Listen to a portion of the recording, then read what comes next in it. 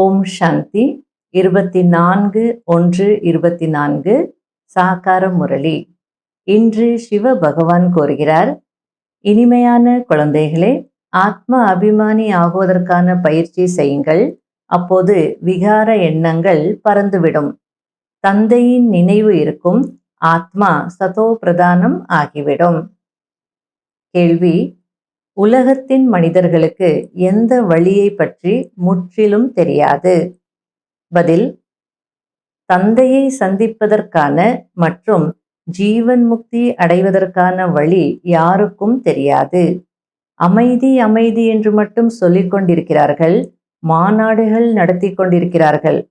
உலகத்தில் அமைதி எப்போது இருந்தது, மேலும் எப்படி இருந்தது என்பதை அறிந்திருக்கவில்லை. நீங்கள் உலகத்தில் அமைதியை பார்த்திருக்கிறீர்களா? அமைதி எப்படி இருக்கும் என்று கேட்கலாம். உலகத்தில் அமைதி தந்தையின் மூலம் ஸ்தாபனை ஆகிக் கொண்டிருக்கிறது. நீங்கள் வந்து புரிந்து கொள்ளுங்கள் என்று சொல்லுங்கள். ஓம் சாந்தி. ஆன்மீக தந்தை அமர்ந்து ஆன்மீக குழந்தைகளுக்கு புரிய வைக்கிறார். நான் ஆத்மா என்ற திருஷ்டி, அதாவது ஆத்மாவை பார்க்கின்ற பார்வையை முதலில் உறுதியாக்குங்கள். நான் சகோதர ஆத்மா, சகோதர ஆத்மாவை பார்த்து கொண்டிருக்கிறேன் என்று பார்க்க வேண்டும். எப்படி தந்தை நான் குழந்தைகளை, அதாவது ஆத்மாக்களை பார்த்து கொண்டிருக்கிறேன் என்று சொல்கிறாரோ, அதேபோல் நான் ஆத்மா சகோதரன், என்னுடைய சகோதரனை ஆத்மாவை பார்த்து கொண்டிருக்கிறேன் என்று நீங்களும் சகோதரர்களாக பார்க்க வேண்டும். முதலில் இந்த பார்வையை உறுதியாக்கிக் கொள்ளுங்கள். அப்போது விகார சிந்தனைகள் நின்றுவிடும். பிறகு இது பழக்கமாகிவிடும். பூமியின் நட்சத்திரங்கள் என்று மனிதர்கள் சொல்கிறார்கள். அதாவது சினிமா ஸ்டார்ஸ் அப்படின்னு சொல்லுவாங்க இல்லையா? அந்த கான்டெக்ஸ்ட்ல பாபா புரிய வச்சிட்டு இருக்கிறார். உண்மையில் ஆத்மாக்களாகிய நீங்கள்தான் நட்சத்திரங்களாக இருக்கிறீர்கள். இந்த சரீரம் காரியங்கள் செய்வதற்காகவே கிடைத்திருக்கிறது. இப்பொழுது நீங்கள் தமோ பிரதானமாக இருக்கிறீர்கள். மீண்டும் சதோ பிரதானமாக ஆக வேண்டும். அதற்காக தந்தை புருஷோத்தம சங்கம யுகத்தில் வரவேண்டி இருக்கிறது. அதாவது அந்த சினிமா ஸ்டார்ஸ் எப்படி நடிக்கிறாங்களோ அதுபோல நீங்களும் இந்த பூலோகத்தில் நடிச்சிட்டு இருக்கீங்க. இந்த சரீரம் உங்களுக்கு நடிக்கிறதுக்காகவே கிடைச்சிருக்கு. ஆனால் இப்போ தமோ பிரதானமாக இருக்கிறீங்க. சத்தோ பிரதானம் ஆக்குறதுக்கு நான் வரணும். அது நான் புருஷோத்தம யுகத்தில் தான் வரேன் அப்படின்றார். வேறு எந்த நேரத்திலும் நான் வர முடியாது. நான் வந்துதான் புதிய உலகத்தை ஸ்தாபனை செய்ய வேண்டி இருக்கிறது. அதனால்தான் என்னை ஹெவன்லி காட் ஃபாதர், அதாவது சொர்க்கத்தை ஸ்தாபனை செய்யக்கூடிய தந்தை என்று சொல்கிறார்கள். அந்த சொர்க்க ஸ்தாபனைக்கு நான் வந்து பிரம்மாவனுடைய உடலுக்குள்ளே பிரவேசம் செய்ய வேண்டியதாக இருக்கு.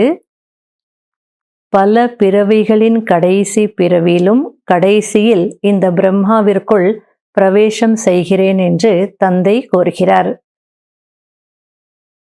உலகத்தில் அமைதி ஏற்பட வேண்டும் என்று மனிதர்கள் சொல்கிறார்கள். உங்களிடம் யாராவது வந்தால் அவர்களுக்கு லக்ஷ்மி நாராயணனின் சித்திரத்தை காண்பியுங்கள். நீங்கள் உலகத்தில் அமைதி இருக்க வேண்டும் என்று விரும்புகிறீர்கள். அந்த அமைதி இவர்களுடைய ராஜ்யத்தில் இருந்தது என்று சொல்லுங்கள். பதமாபதம் பாக்கியசாலி குழந்தைகளாகிய நீங்கள்தான் தந்தையிடம் கேட்பதற்கான உரிமையாளர் ஆகிறீர்கள். இந்த விஷயங்களை தந்தையை தவிர வேறு யாரும் சொல்ல முடியாது. தந்தை குழந்தைகளாகிய உங்களுக்கு தான் சொல்கிறார், இது ராவண ராஜ்யம், இங்கு எப்படி அமைதி ஏற்பட முடியும்?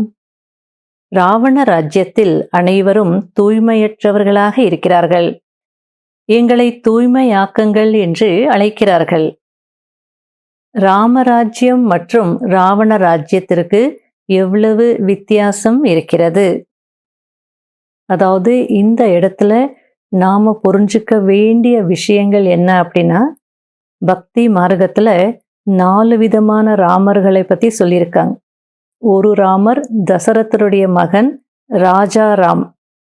இன்னொரு ராமனை கட்டுமே ராம் அப்படின்னு சொல்லுவாங்க. அதாவது இயற்கையிலையும் ராமர் இருக்கிறார் அப்படின்னு சொல்லுவாங்க. அதாவது இயற்கையும் கடவுளாக நினைக்கிறாங்க. 3வது ஆத்மாராமன். ஆத்மாவும் ராமன் தான், எனக்குள்ள இருக்கக்கூடிய ஆத்மாவும் ராமன் தான், ஆத்மாராமன் அப்படின்னு சொல்றாங்க. 4வது தான் சிவராமன். இப்போ அந்த சிவராமனிடமிருந்து நம்ம ராஜ்யத்தை அடையணும். அதற்கு தான் பேரு ராமராஜ்யம்.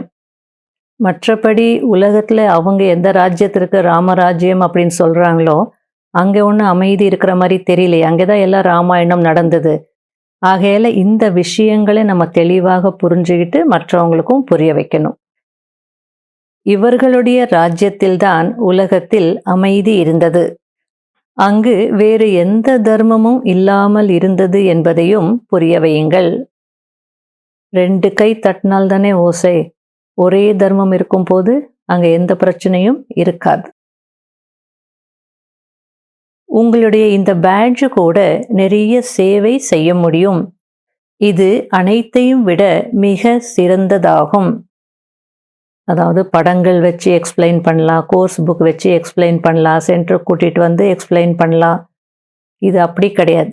நீங்கள் பேட்ஜ் மாட்டிருந்தீங்கன்னா யாராவது கேட்பாங்க என்ன பேட்ஜன். அப்போ அந்த இடத்துலையே நீங்கள் பாபாவுடைய அறிமுகத்தை கொடுக்கலாம். ஆகையால் இந்த சாதனம் மிகவும் சிறந்தது அப்படின்றார். முதலில் சிவபாபாவின் சித்திரத்தின் முன்பு அழைத்து வர வேண்டும். பிறகு லக்ஷ்மி நாராயணனின் சித்திரத்தின் முன்பு அழைத்து வர வேண்டும். இதற்கு முன்பு நீங்கள் தாழ்ந்த புத்தியுடையவர்களாக, அதாவது அழுக்கான புத்தியுடையவர்களாக இருந்தீர்கள். இப்பொழுது சுத்தமான புத்தியுடையவர்களாக ஆகுகிறீர்கள். லௌகீக வீட்டில் யாருடைய தந்தையாவது பெரிய பதவியில் இருந்தால் அந்த குழந்தைகளுக்கு என் தந்தை அமைச்சர் என்று எவ்வளோ குஷி இருக்கும். அதேபோல் சிவ்பாபா என்னை இதுபோல் ஆக்குகிறார் என்ற குஷி உள்ளுக்குள் எவ்வளவு இருக்க வேண்டும். ஆனால் மாயை மறக்க வைத்து விடுகிறது, மிக வேகமாக எதிர்க்கிறது. குழந்தைகளாகிய உங்களுக்குள் மிகுந்த குஷி இருக்க வேண்டும். தெய்வீக குணங்களை தாரணை செய்ய வேண்டும். ஆத்மாவாகி ஆத்மாவை பாருங்கள். அதாவது ஆத்ம உணர்வுல இருந்து மற்றவங்களை பார்க்கும்போது ஆத்மாவாக பாருங்க. பிறகு மனைவியையும் ஆத்மாவாக பார்க்க முடியும். அப்பொழுது விகார பார்வை இருக்கவே இருக்காது. இதில் மிகுந்த உழைப்பு இருக்கிறது, நல்ல பயிற்சி தேவை. அதாவது சுங்குவார் சத்திரம் ஹாப்பி வில்லேஜில் பட்டி நடந்துட்டுருக்கு. பட்டி நடத்துறதுக்கு மதுபன்ல இருந்து சாரதா பெஞ்சி வந்திருக்காங்க. நேற்று கிளாஸில் ஒரு பாயிண்ட் அவங்க சொல்லிட்டு இருந்தாங்க. ஆத்மாவை பார்க்கின்ற பார்வையில் அவ்வளோ சக்தி இருக்குது, எல்லாமே மாறிடும் அப்படின்றதுக்காக சொல்லிட்டு இருந்தாங்க. அந்த குஜராத்தில் ஒரு யுகல், ஒரு ஜோடி, அந்த அம்மா மட்டும்தான் ஞானத்தில் இருக்காங்க. அவர் ஞானத்தில் இல்லை. கடைசியில் அவங்க பிரிகிற ஸ்டேஜுக்கு வந்துடுது. இன்னென்ன டைவர்ஸ் பேப்பர்லாம் ரெடி ஆகிட்டு 18th ஜனவரி அன்னைக்கு கோர்ட்டில் கேஸ் இருந்தது, சைன் பண்ணணும், அவ்வளோதான், எல்லாமே முடிஞ்சிடுது. அப்போது அந்த மாதாஜி நினச்சாங்களா 18 ஜனவரி பண்ணிவிட்டு அதுக்கப்புறமா போய் சைன் பண்ணலான்னு. அந்த 18 ஜனவரி அன்னைக்கு ஒரு பாயிண்ட் அவங்களுக்கு ஸ்ட்ரைக் ஆச்சா. அதாவது சகோதர ஆத்மாவாக நம்ம பார்த்தோம் அப்படின்னா அவங்க கண்டிப்பாக மாறிடுவாங்க அப்படின்னு. அந்த ஒரே ஒரு நாள் நல்லா பயிற்சி பண்ணாங்களா. அவங்கள பார்க்கும்போது எந்த விதமான வெறுப்பு, இவங்க பந்தனம் ஏற்படுத்துகிறாங்க, என்னை ஃப்ரீயாக விடுறதில்ல, என்னை டைவர்ஸ் வரைக்கும் கொண்டு போயிட்டாங்க, இப்படி அப்படி எந்த சிந்தனை இல்லாமல் நல்லா பியூராக சகோதர ஆத்மான்னு பார்த்தாங்களாம். அடுத்த நாள் அவங்க டைவர்ஸுக்கு போகலையா. அவர் சென்டருக்கு நேராக வந்துட்டாரா, நான் கோர்ஸ் எடுத்துக்கிறேன் அப்படி இப்படின்னு சொல்லி. அதுக்கப்புறம் இப்போ கிளாஸ்க்கும் வந்துட்டுருக்கிறாரா. ஆகையால் உழைப்பு இருக்குது, ஆனால் பயிற்சி செய்தோம் அப்படின்னா எல்லாமே நல்லா நடக்கும் அப்படின்றதுக்காக அந்த பாயிண்ட்டை ஷேர் பண்ணாங்க. தந்தை குழந்தைகளுக்கு ஒவ்வொரு நாளும் எவ்வளவு புரிய வைத்து கொண்டிருக்கிறார். மேலும் குழந்தைகளுக்கு நமஸ்தே என்று சொல்கிறார். குழந்தைகளே, நீங்கள் என்னை விட உயர்ந்த நிலை அடைகிறீர்கள். நீங்கள்தான் ஏழையிலிருந்து டபுள் கிரீட்டதாரிகளாக உலகத்திற்கு எஜமானர்களாக ஆகிறீர்கள். ஆக தந்தை மிகுந்த ஆர்வத்துடன் வருகிறார். இன்று நீங்கள் ராமனாகிய என்னிடமிருந்து ராஜ்யம் அடைகிறீர்கள். பிறகு ராவணனிடம் ராஜ்யத்தை இழந்து விடுகிறீர்கள். இது விளையாட்டாகும். நல்லது. இனிமையிலும் இனிமையான காணாமல் போய் கண்டெடுக்கப்பட்ட செல்ல குழந்தைகளுக்கு மாத் பிதா பாப் தாதாவின் அன்பு நினைவுகள் மற்றும் காலை வணக்கம். ஆன்மீக குழந்தைகளுக்கு ஆன்மீக தந்தையின் நமஸ்காரம். கடைபிடிக்க வேண்டிய முக்கியமான சாராம்சம். முதல் பாயிண்ட், ஆத்மாவை சதோபிரதானமாக்குவதற்கு ஒரு சர்வசக்திவான் தந்தையிடம் இருந்து சக்திகளை அடைய வேண்டும். ஆத்ம அபிமானி ஆகுவதற்கான முயற்சி செய்ய வேண்டும். நாம் ஆத்மாக்கள், சகோதர சகோதரர்கள். இந்த பயிற்சியை நிரந்தரமாக செய்து கொண்டே இருங்கள். இரண்டாவது பாயிண்ட், தந்தை மற்றும் குறிக்கோளின் சித்திரத்தை வைத்து ஒவ்வொருவருக்கும் விஸ்தாரமாக புரிய வைக்க வேண்டும். மற்ற விஷயங்களில் நேரத்தை வீணாக்க கூடாது. வரதானம்: இடம் பார்த்து, நாடி பார்த்து, நேரம் பார்த்து சத்திய ஞானத்தை வெளிப்படுத்தக்கூடிய ஞானம் நிறைந்தவர் ஆகுங்கள். இது தந்தையின் புதிய ஞானம், சத்திய ஞானம் ஆகும். இந்த புதிய ஞானத்தின் மூலம்தான் புதிய உலகம் ஸ்தாபனை ஆகிறது. இந்த அத்தாரிட்டி மற்றும் போதை சொரூபத்தில் எமர்ஜாகி இருக்க வேண்டும். ஆனால் இதனுடைய அர்த்தம் புதியவர்கள் வரும்போதே அவர்களுக்கு புதிய ஞானத்தின் புதிய விஷயங்களை சொல்லி குழப்பி விடுவது என்பதல்ல. இடம் பார்த்து, நாடி பார்த்து, நேரம் பார்த்து, அனைத்தையும் பார்த்து ஞானம் கொடுப்பது, இதுதான் ஞானம் நிறைந்தவர்களின் அடையாளமாகும். ஆத்மாவின் விருப்பத்தை பாருங்கள், நாடியை பாருங்கள், பூமியை உழுது உருவாக்குங்கள். ஆனால் உள்ளுக்குள் சத்தியத்தின் பயமற்ற தன்மையின் சக்தி அவசியம் இருக்க வேண்டும். அப்போது சத்திய ஞானத்தை வெளிப்படுத்த முடியும். ஸ்லோகன்: என்னுடையது என்று சொல்வது என்றால் சிறிய விஷயத்தை பெரியதாக்குவதாகும். உன்னுடையது என்று சொல்வது என்றால் மலை போன்ற பிரச்சனையை பஞ்சு போல் ஆக்குவதாகும். ஓம் சாந்தி. இன்றைய அவ்யக்த சமிக்ஞை. பொறுப்பை நிறைவேற்றுவது இதுவும் அவசியமாகும். ஆனால் எவ்வளவு பெரிய பொறுப்போ அவ்வளவே டபுள் லைட்டாக இருக்க வேண்டும். பொறுப்பை நிறைவேற்றிக் கொண்டே பொறுப்பின் சுமையிலிருந்து விடுபட்டு இருங்கள். இதற்குதான் பாபாவுக்கு அன்பானவராக இருப்பது என்று சொல்லப்படுகிறது.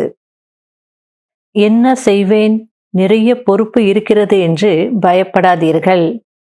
இதை செய்யட்டுமா வேண்டாமா, இதுவோ மிகவும் கஷ்டம், இதுபோல் உணர்கிறீர்கள் என்றால் இதுவும் சுமைதான். டபுள் லைட் என்றால் இதிலிருந்து விடுபட்டு இருப்பதாகும். எந்த ஒரு பொறுப்பின் கர்மத்தின் அலைச்சலின் சுமையும் இருக்கக்கூடாது. ஓம் சாந்தி.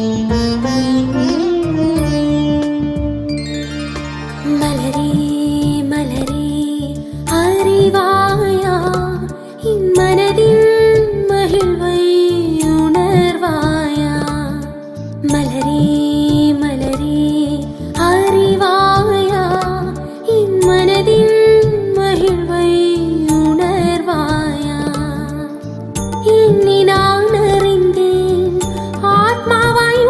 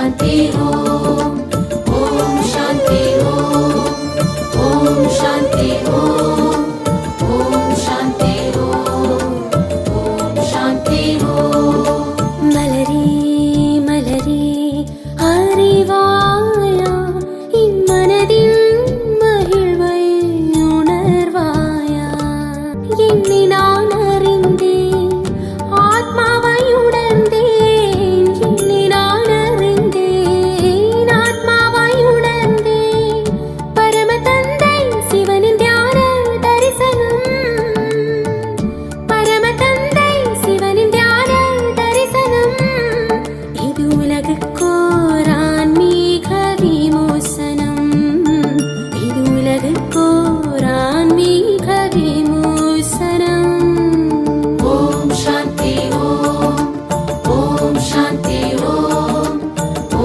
சாந்தி ஓம் சாந்தி ஓம்